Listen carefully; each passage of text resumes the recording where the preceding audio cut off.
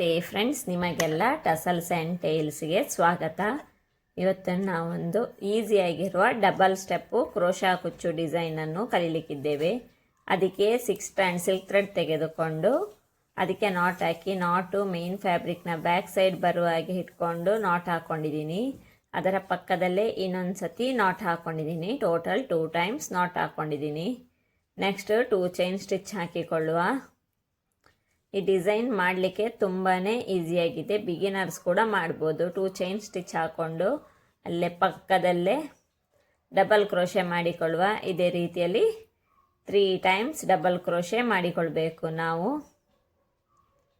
ಈಗ 1 ಆಯಿತು, 2. ತುಂಬಾ ಈಸಿಯಾಗಿರುವ ಡಿಸೈನ್ ಆಗಿದೆ ಇದು.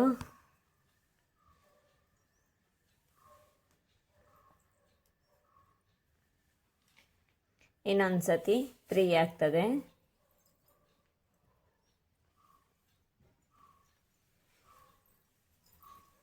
ಎರಡರಲ್ಲಿ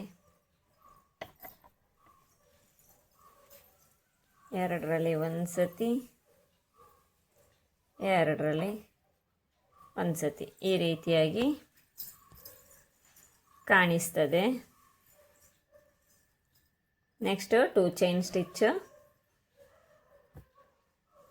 2 ಚೈನ್ ಸ್ಟಿಚ್ ಹಾಕಿ, ಈ 2 ಚೈನ್ ಸ್ಟಿಚ್ ಎಲ್ಲಿಗೆ ಬರ್ತದೆ ನೋಡಿ ಅಲ್ಲಿಗೆ ಎಕ್ಸಾಕ್ಟ್ ಪ್ಲೇಸಿಗೆ 3 ಟೈಮ್ಸ್ ಡಬಲ್ ಕ್ರೋಶೆ ಮಾಡಿಕೊಳ್ಬೇಕು. ಇದು ಈ ಡಿಸೈನ್ನ ಬೇಸ್ ಲೈನ್ ಆಗಿರ್ತದೆ. 3 ಡಬಲ್ ಕ್ರೋಶೆ, 2 ಚೈನ್ ಸ್ಟಿಚ್. ಇದೇ ರೀತಿಯಲ್ಲಿ ಪೂರ್ತಿ ನಾವು ವರ್ಕ್ ಮಾಡಿಕೊಳ್ಳೋಣ. ಇದೇ ರೀತಿಯಲ್ಲಿ ಬೇಸ್ ಲೈನ್ ಹಾಕ್ಕೊಂಡು ಹೋಗಬೇಕು.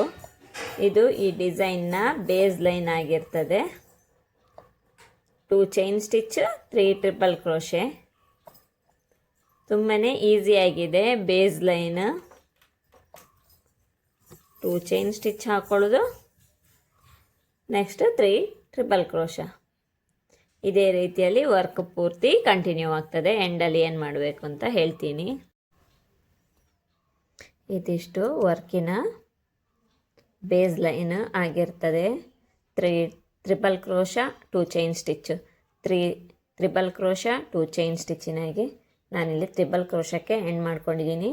ಇನ್ನು 2 ಚೈನ್ ಸ್ಟಿಚ್ ಹಾಕಿ ಈ ಥ್ರೆಡ್ಡನ್ನು ಟ್ರಿಮ್ ಮಾಡಿಕೊಂಡು ನೆಕ್ಸ್ಟ್ ಕಲರಿನ ಥ್ರೆಡ್ಡನ್ನು ಆ್ಯಡ್ ಮಾಡಿಕೊಳ್ಳೋಣ.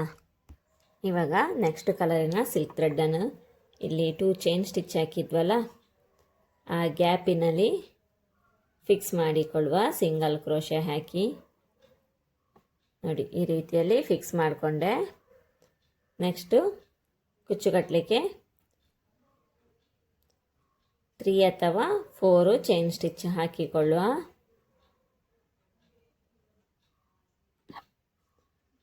ಇಲ್ಲ ಗೊತ್ತಾ, ಆ 2 ಚೈನ್ ಸ್ಟಿಚ್ಚಿನ ಗ್ಯಾಪ್ ಇತ್ತಲ್ಲ, ಅಲ್ಲ ಗೊತ್ತಾ ಫಿಕ್ಸ್ ಮಾಡಿಕೊಳ್ಳುವ ಈ ರೀತಿಯಲ್ಲಿ. ನೆಕ್ಸ್ಟು ಒಂದು ಬೀಡನ್ನು ಇನ್ಸರ್ಟ್ ಮಾಡೋಣ.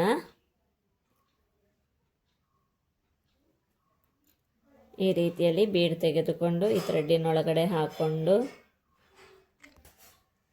ಬೀಡ್ ಲಾಕು ಹಾಕ್ಕೊಳ್ಬೇಕು.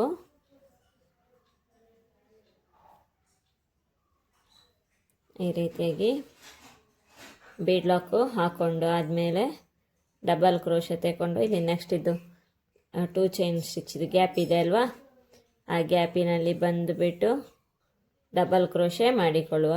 2 ಲೂಪಲ್ಲಿ ಒಂದು ಸತಿ, 2 ಲೂಪಿನಲ್ಲಿ ಒಂದು ಸತಿ, ಈ ರೀತಿಯಾಗಿ ಒಂದು ಶೇಪು ಫಾರ್ಮ್ ಆಗ್ತದೆ. ನೆಕ್ಸ್ಟ್ 2 ಚೈನ್ ಸ್ಟಿಚ್ ಹಾಕುವ. 1 2 ಚೈನ್ ಸ್ಟಿಚ್ ಹಾಕಿ ಡಬಲ್ ಕ್ರೋಶೆ ಮಾಡಿಕೊಳ್ಬೇಕು. ಈ ಡಬಲ್ ಕ್ರೋಶೆ ಗ್ಯಾಪಿನಲ್ಲಿ ಡಬಲ್ ಕ್ರೋಶೆ ಮಾಡಿಕೊಳ್ಬೇಕು.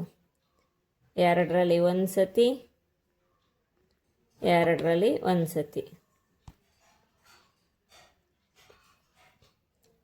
ನೆಕ್ಸ್ಟ್ ಇನ್ನೊಂದು ಸತಿ ದಾರ ತೆಗೆದುಕೊಂಡು ಈ ಡಬಲ್ ಕ್ರೋಶೆ ಗ್ಯಾಪಿನಲ್ಲಿ ಬಂದುಬಿಟ್ಟು ಡಬಲ್ ಕ್ರೋಶೆ ಮಾಡಿಕೊಳ್ಬೇಕು. 2 ಲೂಪಲ್ಲಿ ಒಂದು ಸತಿ, 2 ಲೂಪಲ್ಲಿ ಒಂದು ಸತಿ.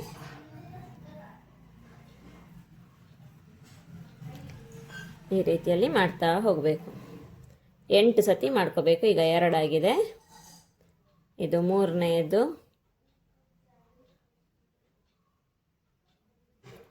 4th ಒನ್,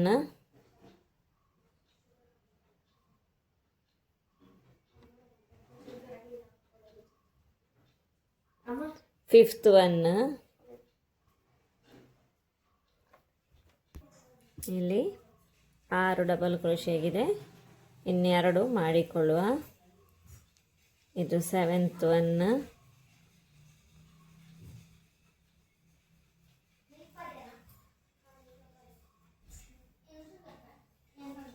ಇದು 8th ಒನ್.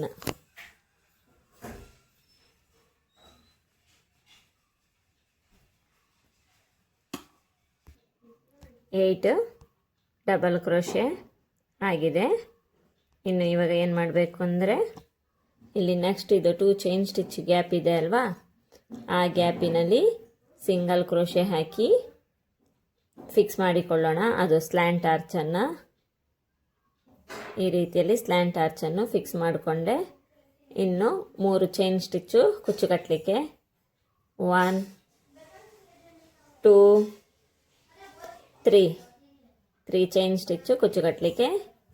ಇದು ನೆಕ್ಸ್ಟ್ ಇದ್ದು 2 ಚೈನ್ ಸ್ಟಿಚ್ಚಿನ ಗ್ಯಾಪ್ ಇದೆ ಅಲ್ವಾ, ಆ ಗ್ಯಾಪಿನಲ್ಲಿ ಫಿಕ್ಸ್ ಮಾಡಿಕೊಳ್ಳುವ ಆ ಥ್ರೆಡ್ಡನ್ನು.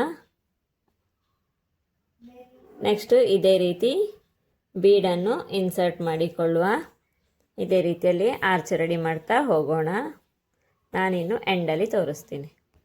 ನಾವು ಇವಾಗ ನಮ್ಮ ವರ್ಕಿನ ಎಂಡ್ ತನಕ ಬಂದಿದ್ದೀವಿ. ನಾನಿಲ್ಲಿ ಕೊನೆಯಲ್ಲಿ ಸಣ್ಣದಾಗಿ ಆರ್ಚ್ ಹಾಕ್ಕೊಂಡಿದ್ದೀನಿ, ಯಾಕಂದರೆ ಇಲ್ಲಿ ನನಗೆ ಸ್ಪೇಸ್ ಇಲ್ಲ. ಹಾಗಾಗಿ ಇಲ್ಲಿ ನಾನು ಡಬಲ್ ಕ್ರೋಶೆ ಮಾಡ್ಕೊಂಡನಲ್ಲ, ಅದರ ಎಂಡಲ್ಲೇ ಇದರ ವರ್ಕನ್ನು ಕೂಡ ಎಂಡ್ ಮಾಡಿಕೊಳ್ತಾ ಇದ್ದೀನಿ. ನಾನು ಈ ರೀತಿಯಾಗಿ ಡಬಲ್ ಕ್ರೋಶದ ಎಂಡಲ್ಲೇ ಎಂಡ್ ಮಾಡ್ಕೊತೀನಿ. ಒಮ್ಮೊಮ್ಮೆ ಸಾರಿಯಲ್ಲೆಲ್ಲ ಮಾಡುವಾಗ ಈ ರೀತಿಯಾಗಿ ಅಡ್ಜಸ್ಟ್ಮೆಂಟ್ ಮಾಡಿಕೊಳ್ಬೇಕಾಗ್ತದೆ. ಇಲ್ಲಿ ನಾಟ್ ಹಾಕ್ಕೊಂಡು ವರ್ಕನ್ನು ಫಿಕ್ಸ್ ಮಾಡಿಕೊಂಡಿದ್ದೀನಿ. ಇನ್ನು 2 ಚೈನ್ ಸ್ಟಿಚ್ ಹಾಕಿ ಈ ಥ್ರೆಡ್ಡನ್ನು ಕಟ್ ಮಾಡಿಕೊಳ್ಳುವ. 1 2 ಥ್ರೆಡ್ ಕಟ್ ಮಾಡಿ ಗ್ಲೂ ಹಾಕಿ ಬ್ಯಾಕ್ ಸೈಡ್ ಸ್ಟಿಕ್ ಮಾಡಿಕೊಳ್ತೀನಿ. ಇದಕ್ಕೆ ಕುಚ್ಚು ಕಟ್ಟಿಬಿಟ್ಟು ಈ ಡಿಸೈನ್ನ ಫೈನಲ್ ಲುಕ್ಕು ಯಾವ ರೀತಿಯಾಗಿ ಕಾಣಿಸ್ತದೆ ಅಂತ ನೋಡೋಣ. ಕುಚ್ಚು ಎಲ್ಲ ಕಟ್ಟಿ ಆದಮೇಲೆ ಡಿಸೈನ್ನ ಫೈನಲ್ ಲುಕ್ಕು ಈ ರೀತಿಯಾಗಿ ಕಾಣಿಸ್ತಿದೆ ನೋಡಿ. ಒಂದು ರೀತಿ ಡಿಫ್ರೆಂಟ್ ಆಗಿದೆ ಅಲ್ವಾ, ಡಬಲ್ ಸ್ಟೆಪ್ಪು ಕ್ರೋಶಾ ಕುಚ್ಚು ಡಿಸೈನು. ನೀವು ಕೂಡ ಟ್ರೈ ಮಾಡಿ, ಹೇಗೆ ಬಂದಿದೆ ಅಂತ ನನಗೆ ಕಮೆಂಟ್ ಮಾಡಿ ತಿಳಿಸಿ. Thank you for watching.